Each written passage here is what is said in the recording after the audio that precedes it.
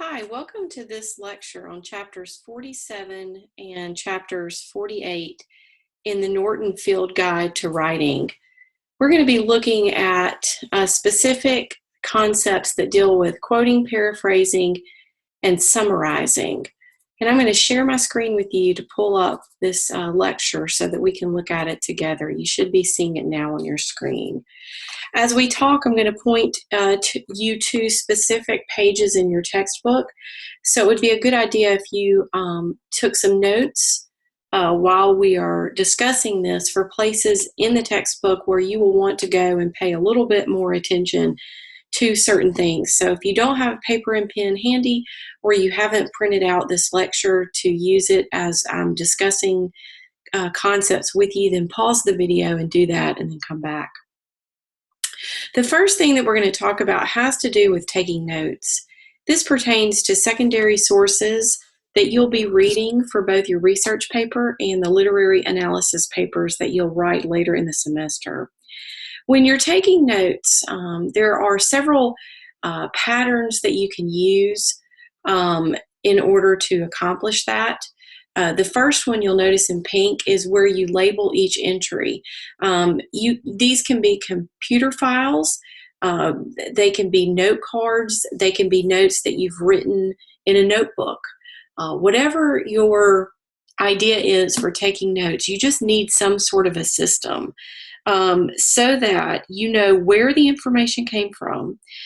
This would include the author, the title, the pages, the URL or the website address, so that you always are able to go back and look at where you have been and properly document.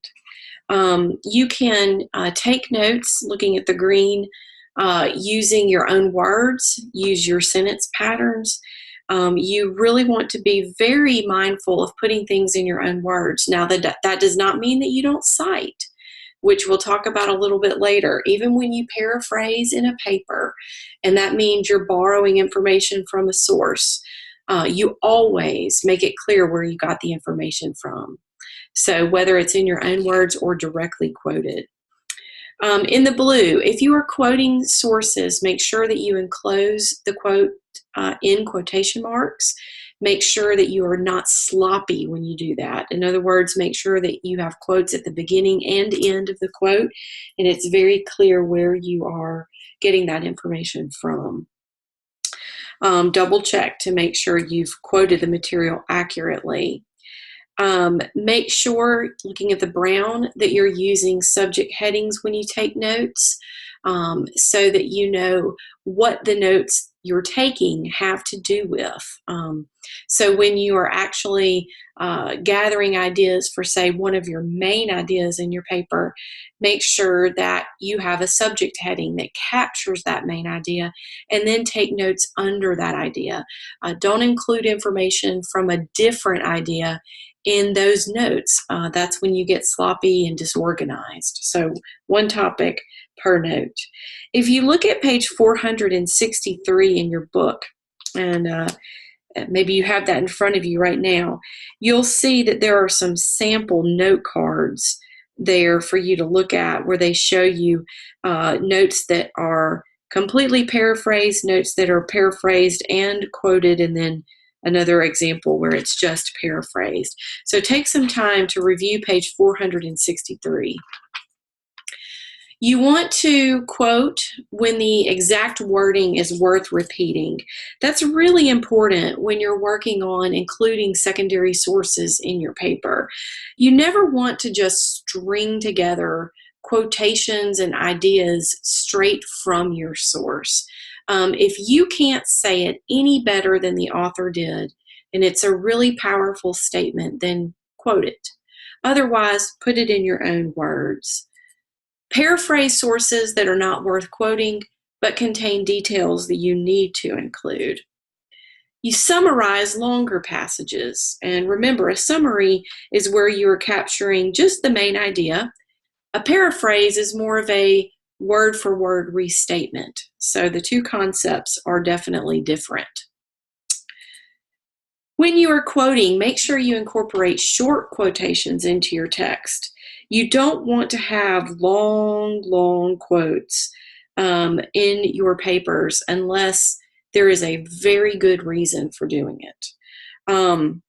You want to set off longer quotes using block style, and you can look on pages 464 and 465 for more information about this. It will show you how to accomplish that. And you will also be able to look in other places in your textbook to see different examples of that. If you do use a block quote or a longer quote, make sure you use the block style. You indicate any omissions with ellipses. So if there's information in the quote that you're not including because it's not relevant, make sure that the ellipses are there to let your reader know that you have omitted that. Any additions or changes that you're making where perhaps you're making the quote fit grammatically into your sentence, or you are changing a word to a different word, you must indicate that, and you use brackets around those words to indicate they're your words and not words from the original quote. Make sure you use punctuation correctly with quotations. This is really important. It would be a very good idea to review how to set off quotations properly. And this would be on pages 466 and 467. These pages will remind you how to use periods and commas, question marks, exclamation points, colons, and semicolons when you are quoting and incorporating that text into your own sentence. You want to check the textbook for these specific examples. Again, that's 466 and 467. A note about paraphrasing. Paraphrasing, again, is when you restate information from a source in your own words. You use your own sentence structure. This is so very important for you to understand because this is where students most often plagiarize and do it unintentionally, but they are plagiarizing nonetheless. And in your book on page 467, and all the way through 470, there is a lot of explanation about how to properly paraphrase. There is a lecture in several of the modules that gets repeated about patch writing and how to avoid that. And essentially, patch writing is when you're using the sentence's same grammatical structure and plugging in different verbs or prepositional phrases or attempting to move the sentence around, but all you're doing really is plagiarizing because it's not your original sentence structure. So be forewarned now and make sure you watch that lecture multiple times if need be to make sure you're not doing that. When you're paraphrasing, you include all the main points from the source. A paraphrase is going to be about as long as the original source material. That's different from a summary. Remember, the summary is just getting the main idea, but a paraphrase is going to be about as long as the original source. Again, unacceptable paraphrasing. And again, this is plagiarism. This is what would get you a 0 on the assignment, possibly removed from the course. Borrowing too much of the original language. Borrowing the original language as well as the original sentence structure, which is what I meant earlier by patch writing. Again, there is a lecture in several of the teaching pages about patch writing. Please do not bypass it because I am holding you accountable to understanding what that is. Be sure to study the examples, again, in the textbook. That would be pages 469 through 470. Read them and understand the difference between an acceptable and an unacceptable paraphrase. When you are thinking about paraphrasing and doing it correctly, remember, use your own words and your own sentence structure. Put in quotation marks any of the source's original phrasing that you use, And when you're taking notes, indicate that the source is a paraphrase. Now, you wouldn't do that in your actual paper, but it helps you remember that those are your words and not the original source, because sometimes when we leave something for a few days and come back to work on it, we forget exactly what we did. One good rule of thumb is that rather than trying to take notes looking directly at the source, work with one page at a time. Read the page, determine if there's anything useful on that page that you might want to incorporate in your paper, underline that information, read it again, and then look away from the paper itself and write what you remember. That is a very good rule of thumb. If you're doing that, you will not plagiarize. When you think about summarizing, remember that you are only stating the main ideas of the source concisely and in your own words. A summary is going to be much shorter than a paraphrase. Don't put in all the details. You just are capturing the big picture. So include only the main ideas, leave out the specific details, use your own words, and again, make sure you indicate the source. This is when you're taking notes. Make sure that we know the title, the author, the page numbers, so that you're able to document that properly in your paper. Something that is really important when you're writing is to use a signal phrase and proper verb tenses. Now, there are several times throughout the beginning of the course that this is explained, but whenever you are using a source for the first time, you always introduce the title of the source, the author, a little bit about the author, and a 1 or 2 sentence summary of the article's thesis. That not only establishes your credibility as the writer, but it also sets the stage for what this article is about, the title of the article, etc.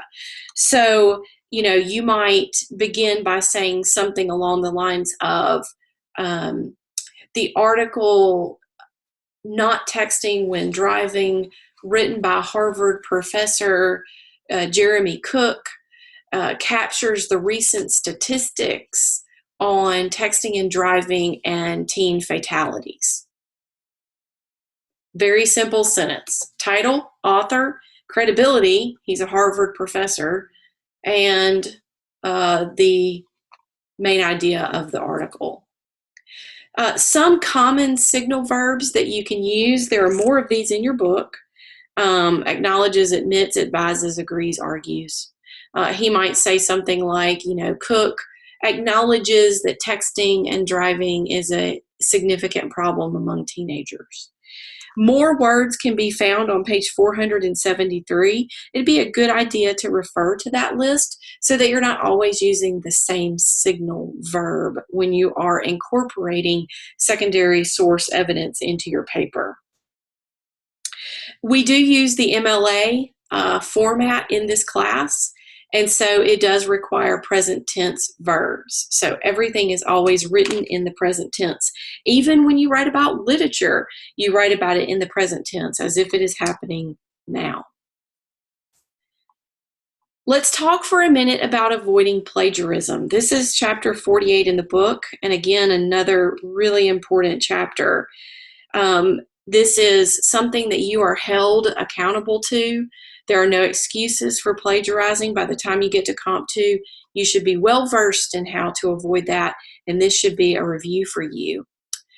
Let's talk about sources that need to be acknowledged, and that means you have to tell where they came from, who the author is, the title of the source, etc. Direct quotes, that's a given. When you take something directly, quote it, and put it in your paper, you absolutely have to tell us the author, the source, the page number, etc. Any arguable statements that may not be common knowledge, and you're going to be working with what is common knowledge as you move through the course. There are 2 quizzes that deal with that.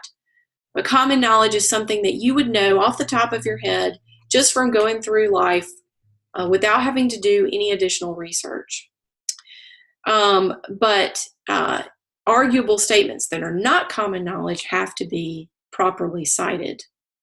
The opinions and assertions of others, anytime you collaborate and help with other people, or any information that you did not generate yourself, all of that has to be given proper documentation. Sources that don't need acknowledging is information that we likely know, like we know who the President of the United States is. There's general historical information that we know. There's some just very general political information that we know. Things of that nature you would not cite directly. Information and documents that are widely available, like the Declaration of Independence or the Constitution, well-known quotes. You can acknowledge the author of the quote, but you don't necessarily have to document where you got that from. If you're ever in doubt, though, cite. Don't just take it for face value.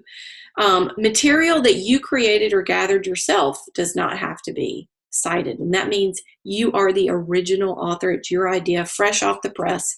That doesn't have to be cited. To avoid plagiarism, you need to think of these things. When you use other people's ideas or words without giving them credit, that is plagiarism. So is what we talked about in terms of paraphrasing. You might think you're properly paraphrasing and documenting that information at the end of the sentence, but if you have copied the sentence structure and just changed a verb here or there, you are plagiarizing. To avoid plagiarism, you have to take careful notes. You have to be careful to include all your citations in your text and in your bibliography. You have to recognize that it's easy to plagiarize inadvertently. And you need to recognize that plagiarism is a very, very serious issue with very serious consequences. So I don't know will not get you anywhere with plagiarism. All right, so this takes you to the end of this particular lecture on these things. Let me just remind you to, again, go back to your textbook. Please look specifically at these chapters and the specific pages that I did point out to you, so that you can look a little bit more closely at that. Again, pay attention to 473 for those common signal verbs. Thank you so much for watching and listening. And of course, if you have any questions, please don't hesitate to ask and let me know.